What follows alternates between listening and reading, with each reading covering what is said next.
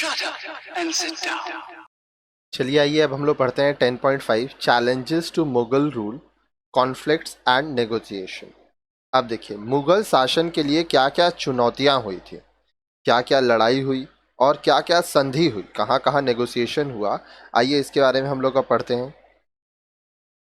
Under Aurangzeb the Mughal empire reached its greatest territorial limits and covered almost the whole of the present India। अब देखिए औरंगजेब के अधीन मुगल साम्राज्य ने अधिकतम प्रादेशिक सीमाओं तक अपनी पहुंच बना ली थी और लगभग आधुनिक भारत कहे जाने वाले पूरे क्षेत्र को वो जीत लिए थे।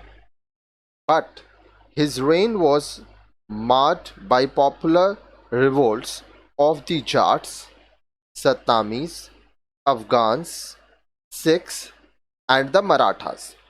लेकिन उसका जो शासक था, उसका शासन जाटों, सतनामिया, अफगानियों, सिखों और मराठों की आम बगावतों से परेशान था। The Rajputs emerged as an important support base of the Mughal under Akbar and later on under Jahangir and Shahjahan. अब देखिए अकबर के समय अकबर के अधीन राजपूत मुगलों की सहायता के एक महत्वपूर्ण आधार की तरह उभरे थे और बाद में वे जहांगीर और शाहजहां के भी अधीन थे। However, under Aurangzeb, they started feeling alienated and gradually lost their position in administrative setup। परंतु औरंगजेब के अधीन उन्होंने खुद को पराया अनुभव करना शुरू कर दिया और धीरे धीरे प्रशासनिक ढांचे में उन्होंने अपना स्थान भी खो दिया। The Maratha posed a major challenge to the sovereignty of the Mughals under Aurangzeb. Aurangzeb के अधीन मराठों ने मुगलों की सत्ता को बहुत बड़ी चुनौती दी थी। Deccan states put up a stiff resistance against Mughal expansion plans। Deccan के प्रदेशों ने मुगलों के विस्तार योजनाओं का कड़ा विरोध किया। The northwest frontier region was also trouble spot and Mughals had to suppress disturbance। उत्तर पश्चिमी सीमांत प्रदेश में भी कुछ समस्या वाले स्थान थे और मुगलों को इन बाधाओं को दबाना पड़ा। Thus, we notice that in the process of the establishment and expansion of Mughal Empire, the Mughals faced resistance and had to negotiate their way through diverse means and strategies। अब देखिए इस प्रकार हम देखते हैं कि मुगल साम्राज्य की स्थापना और इसके विस्तार की जो प्रक्रिया थी, इसके दौरान मुगलों को विरोध का सामना करना पड़ा और अलग अलग उपायों और युद्ध नीतियों को अपनाकर अपने तरीके से समझौता करना पड़ा। Here we will provide a brief discussion on all these issues। अब देखिए यहाँ हम उन सभी मामलों का संक्षिप्त विवरण देंगे। तो आइए देखते हैं क्या क्या समस्याएं हुई थी।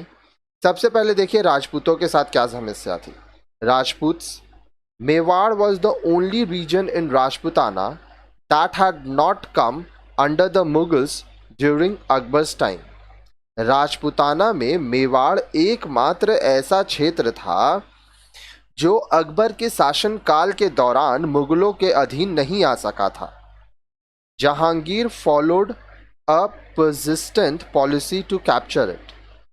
जहांगीर ने इसे जीतने के लिए लगातार दबाव बनाए रखा। After a series of conflicts, Rana Amar Singh finally agreed to accept Mughal suzerainty. अब देखिए लड़ाइयों के एक लंबे सिलसिले के बाद राणा अमर सिंह ने अंत में मुगलों के आधिपत्य को मंजूर कर लिया। All the territories taken from Mewar including the 4th fort of Chittor were returned to Rana Amar Singh and a substantial Jagir was granted to his son Karan Singh. अब देखिए, मेवाड़ से जीते गए सभी प्रदेश चित्तौड़ के किले सहित राणा अमर सिंह को लौटा दिए गए और इसके साथ ही उसके पुत्र करण सिंह को एक बड़ी जागीर भी दी गई. During the reign of Jahangir and Shahjahan, the Rajputs generally continued to be friendly with the Mughals and held very high mansabs. अब देखिए, जहांगीर और शाहजहां के शासन के दौरान राजपूतों ने आम तौर पर मुगलों के साथ मित्रता का व्यवहार किया. वो लोग दोस्त थे और बहुत ऊंचे मनसबों तक काबिज रहे.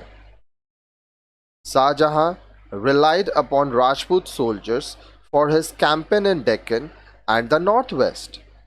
अब देखिए, शाहजहां को दक्कन और उत्तर पश्चिमी क्षेत्रों की लड़ाइयों के लिए राजपूत सैनिकों पर बहुत विश्वास था. During the reign of Aurangzeb, the Mughal relations with Rajputs suffered, particularly over the issue of the successor to the throne of Marwar. Aurangzeb के शासन के दौरान राजपूतों के साथ मुगलों के रिश्तों में दरार आ गई, खास तौर पर मारवाड़ के राज सिंहासन के उत्तराधिकारी के मामले में. Aurangzeb's interference in the succession dispute and his support to the rival candidate antagonized the Rajput. अब देखिए,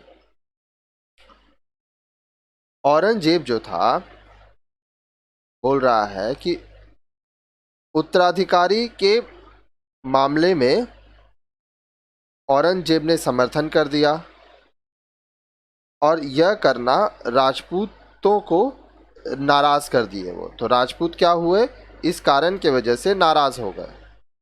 आगे देखिए, his occupation of Jodhpur further put a dent on the Mughal Rajput relation and the Rajputs gradually got alienated from the Mughal rule. Jodhpur पर उसका कब्जा भी मुगल शासन के से अलग हो गया. ठीक है, अब देखिए, जोधपुर पर उसका कब्जा मुगल राजपूत संबंधों के लिए एक और झटका साबित हुआ और धीरे धीरे राजपूत मुगल शासन से अलग हो गया. In fact, the absence of powerful Rajput section in the nobility ultimately proved detrimental to the Mughal control of the peripheral areas, especially when it came to negotiating with the Marathas. असल में आभिजात्य में शक्तिशाली राजपूत क्षेत्र के अभाव में मुगलों के लिए चारों तरफ के क्षेत्रों पर नियंत्रण रखने के काम के में अंत में काफ़ी नुकसान झेलना पड़ा, खास तौर पर तब जबकि उन्हें मराठों से समझौता वार्ता करनी पड़ी. आगे देखिए, फिर है Deccan. During the last years of Akbar and the early years of Jahangir, Ahmadnagar under Malik Ambar started challenging Mughal power. Akbar के अंतिम दिनों में और जहांगीर के प्रारंभिक दिनों में मलिक अंबर के अधीन अहमदनगर ने मुगल ताकत को चुनौती देना शुरू कर दिया था. Malik Ambar succeeded in getting support of Bijapur also. Malik Ambar Bijapur का समर्थन पाने में भी कामयाब हो गया था. A number of expeditions were sent by Jahangir but fail to achieve any success. Jahangir बहुत बार कोशिश किए लेकिन वो हार गए. During Shahjahan's reign, Mughals conflict with the Deccan kingdoms of Ahmednagar, Bijapur and Golconda was revived. अब देखिए, शाहजहां के शासनकाल में अहमदनगर, बीजापुर और गोलकुंडा के दक्कन साम्राज्यों में फिर से मुगलों के साथ लड़ाई शुरू हो गई थी. Ahmednagar was first to be defeated and most of its territories were annexed into Mughal empire. अब देखिए, बोल रहा है कि सबसे पहले अहमदनगर को हराया गया और इसके अधिकांश प्रदेशों को मुगल साम्राज्य के साथ जोड़ दिया गया. By 1636, Bijapur and Golconda were also defeated, but these kingdoms were not annexed to the Mughal Empire. 1636 तक आते आते बीजापुर और गोलकोंडा को भी हरा दिया गया था, परंतु इन साम्राज्यों को मुगल साम्राज्यों के साथ नहीं जोड़ा गया था. After a treaty, the defeated rulers were to pay annual tributes and recognize Mughal authorities. अब देखिए, बोल रहा है एक संधि पत्र बनाने के बाद यह निर्णय हुआ कि हराए गए शासक वार्षिक नजराना देंगे और मुगलों की सत्ता को स्वीकार करेंगे. For almost 10 years Shahjahan deputed his son Aurangzeb in the region. लगभग 10 वर्ष के लिए शाहजहां ने अपने पुत्र औरंगजेब को इस क्षेत्र में नियुक्त किया. During Aurangzeb's rain, the struggle with Deccan state and the Marathas became more intensive. Aurangzeb के शासनकाल में दक्कन प्रदेशों और मराठों के साथ संघर्ष और भी गंभीर हो गया. In fact, Aurangzeb spent the last 20 years of his reign in Deccan fighting against them. अब देखिए, असल में औरंगजेब ने अपने शासन के अंतिम 20 वर्ष दक्कन में लगातार युद्ध करते हुए व्यतीत किए. By 1687, the Deccan kingdoms of Bijapur and Golconda were annexed to the Mughal Empire. 1687 तक बीजापुर और गोलकोंडा के दक्कनी साम्राज्यों को मुगल साम्राज्य के साथ जोड़ दिया गया. However, the time and money spent in the Deccan by Aurangzeb proved a great drain on the Mughal Empire. परंतु दक्कन में औरंगजेब द्वारा खर्च किया गया समय और धन मुगल साम्राज्य के लिए एक बहुत बड़ा अपव्यय साबित हुआ. फिर आइए देखते हैं मराठास के बारे में. The Marathas emerged in the Deccan as a vital force under Shivaji in the middle of 17th century and began to challenge the Mughal authority. 17वीं सदी के मध्य में शिवाजी के नेतृत्व के अधीन मराठे दक्कन में बहुत शक्तिशाली बल के रूप में उभरे और उन्होंने मुगलों के अधिकार को चुनौती देना शुरू कर दिया. Shivaji started his offensive operation in 1656 and captured the Principality of Javli. Shivaji ने 1656 में अपनी आक्रामक कार्रवाइयाँ शुरू कर दी और जावली का राज्य अपने आधिपत्य में कर लिया. After some time, Shivaji raided the Bijapur territory and in 1659, the Sultan of Bijapur sent his general Afzal Khan to capture Shivaji. अब देखिए, कुछ समय के बाद शिवाजी ने बीजापुर प्रदेश पर आक्रमण कर दिया और 1659 में बीजापुर के सुल्तान ने अपने जनरल अफजल खान को शिवाजी पर विजय प्राप्त करने के लिए भेजा. But Shivaji was too clever for him, Afzal Khan, and killed him. परंतु शिवाजी अफजल खान की तुलना में बहुत चतुर निकले और उन्होंने अफजल खान की हत्या कर दी. Ultimately, in 1662, the Sultan of Bijapur entered into a peace settlement with Shivaji and acknowledged him as an independent ruler of his conquered territories. अंत में 1662 में बीजापुर के सुल्तान ने शिवाजी के साथ एक समझौता किया जिसके तहत उन्होंने जीते गए प्रदेशों का स्वतंत्र शासक मान लिया गया. Shivaji now began to devastate the Mughal territories. अब शिवाजी ने मुगल प्रदेशों को नुकसान पहुंचाना शुरू कर दिया. Aurangzeb sent Shaista Khan, the viceroy of the Deccan, with a big army against Shivaji, and the Treaty of Purandar 1665 was signed between the two. अब देखिए आगे क्या हुआ.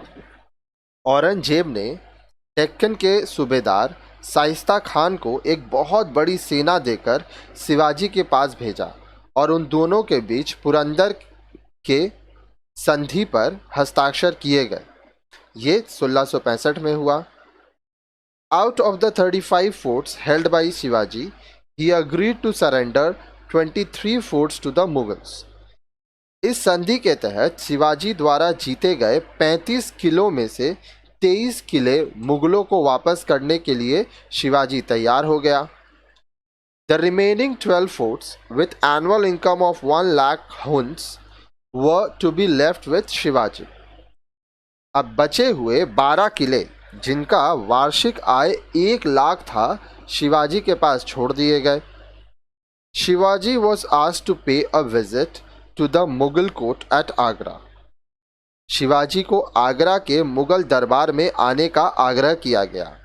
But when Shivaji went there he was ill treated and was taken as a prisoner. परंतु जब शिवाजी वहां पहुंचे तो उनसे बहुत बुरा व्यवहार किया गया, दुर्व्यवहार किया गया और उन्हें बंदी बना लिया गया। He managed to escape, reaching Raigarh in 1666. वे 1666 में बचकर निकल भागे और रायगढ़ पहुंच गए।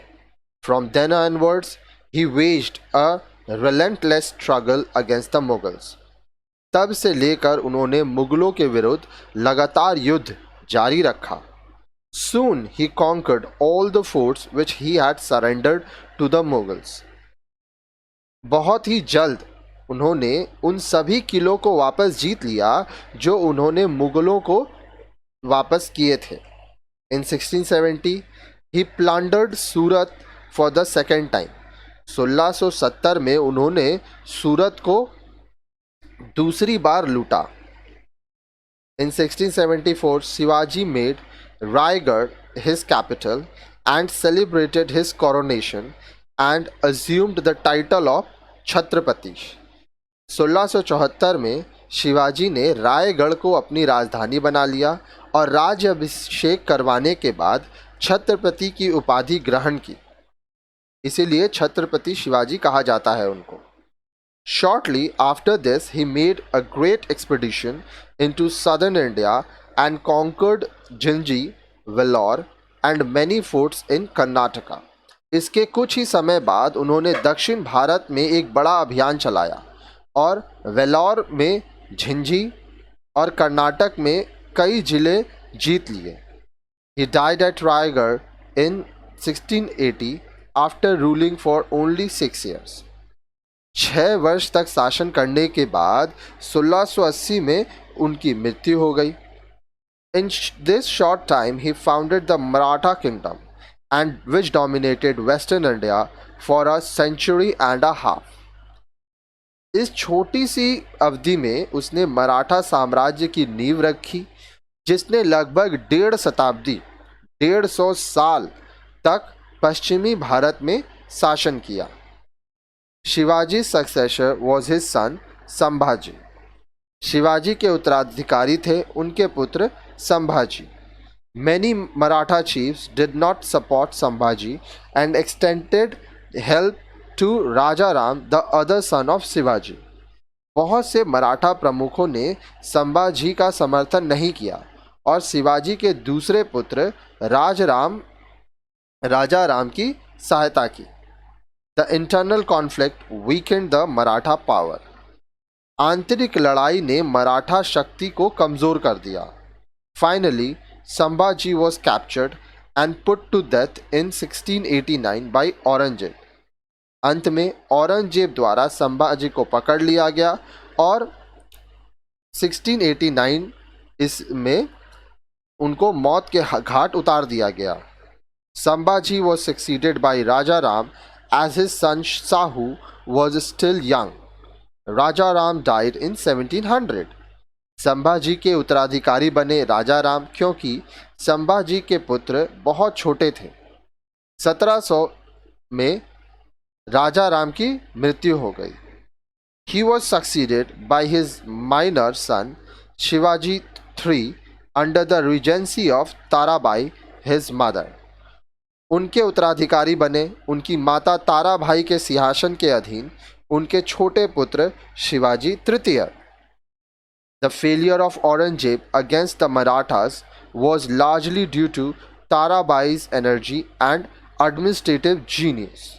मराठों के खिलाफ औरंगजेब की असफलता का मुख्य कारण था ताराबाई की ऊर्जा और उनकी प्रशासनिक प्रतिभा।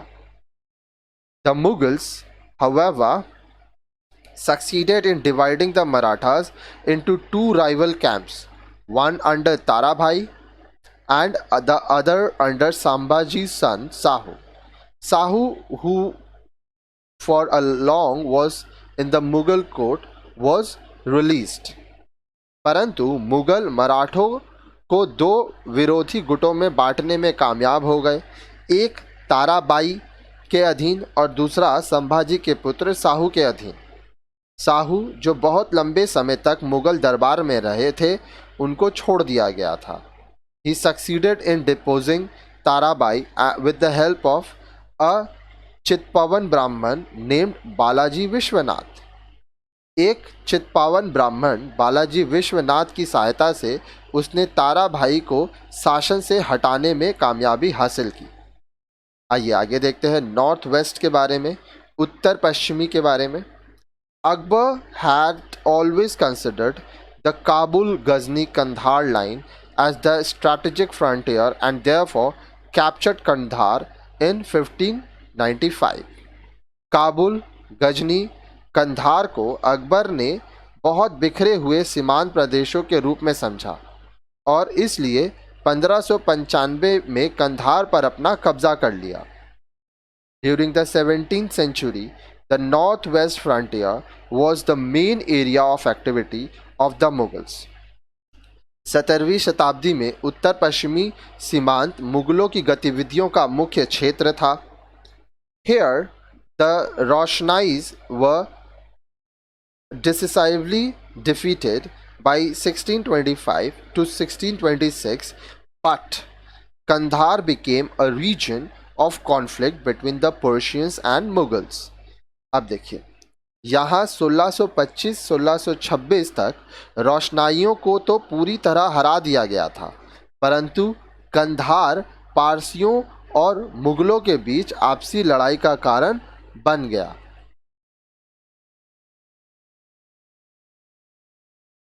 After Akbar's death, the Persians tried to capture Kandahar but failed under Shah Abbas I, the Safavi ruler.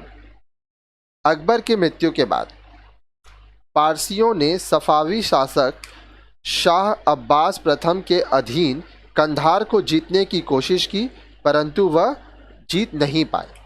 आगे देखिए, आगे बोल रहा है, following this Shah Abbas I in 1620 requested Jahangir to hand over Kandahar to him, but the latter declined to do so. अब देखिए इसके आगे क्या हुआ। इसके बाद 1620 में शाह अब्बास प्रथम ने जहांगीर को कंधार वापस उसे देने का अनुरोध किया, परंतु उसने ऐसा करने से मना कर दिया। In 1622, and after another attack, Kandahar was captured by the Persians. 1622 में एक और आक्रमण करने के बाद पारसियों ने कंधार को जीत लिया। Under Shahjahan, Kandahar once again came into the Mughal hands, but was recaptured by the Persians in 1649. Shahjahan के अधीन कंधार एक बार फिर मुगलों के हाथों में आ गया, परंतु 1649 में पारसियों ने दोबारा इसे जीत लिया। The struggle to capture Kandahar continued till Aurangzeb's reign, but Mughals got little success.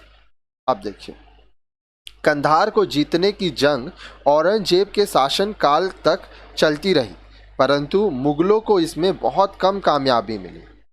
शाहजहां's bulk campaign to keep the Uzbeks tribes under control failed miserably, and the Mughals lost huge amount of money and men in the conflict. उज़्बेकों को अपने नियंत्रण में रखने के लिए शाहजहां को बल्ख की लड़ाई में बुरी तरह हार देखनी पड़ी और मुगलों को इस लड़ाई में धन और मानव बल का भारी नुकसान उठाना पड़ा। During the reign of Aurangzeb, the Kandahar issue was dropped and diplomatic relations with Persia was revived. Aurangzeb के शासन के अधीन कंधार के मामले को छोड़ दिया गया और पारसियों के साथ राजनीतिक संबंध को दोबारा स्थापित किया गया। It is quite evident that the territorial expansion of Mughal Empire achieved under Akbar continued to be the core of the empire. अब देखिए, स्पष्ट है कि अकबर के शासन के अधीन मुगल साम्राज्य के प्रादेशिक विस्तार की नीति साम्राज्य की प्रमुख नीति बनी रही। Its further expansion during Aurangzeb's reign was in Deccan and in small measures in northeast region. Aurangzeb के अधीन दक्कन में और उत्तर पूर्वी क्षेत्र में छोटे से पैमाने पर इसका और अधिक विस्तार किया गया। During his period, the Mughal Empire had the largest area. उसके शासनकाल के दौरान मुगल साम्राज्य के पास बहुत बड़ा क्षेत्र था। However, the beginning of the decline of the Mughal Empire also could be traced to the rule of Aurangzeb. परंतु मुगल शासन के पतन के चिन्ह भी औरंगजेब के शासन में ही दिखाई देने लगे थे। The breaking up of the association with the potent regional forces like the Rajputs and failing relationships with the Deccani states and Marathas shook the unity and stability of the Mughal Empire. Under his successor, the empire kept disintegrating. राजपूतों जैसी संभावित प्रादेशिक ताकतों के साथ संबंध टूटने और दक्कनी प्रदेशों और मराठों के साथ संबंधों में आई खटास ने मुगल साम्राज्य की एकता और स्थिरता को हिलाकर रख दिया था। उसके उत्तराधिकारियों के अधीन साम्राज्य में विघटन होता रहा और साम्राज्य आस्ते आस्ते खत्म होता रहा।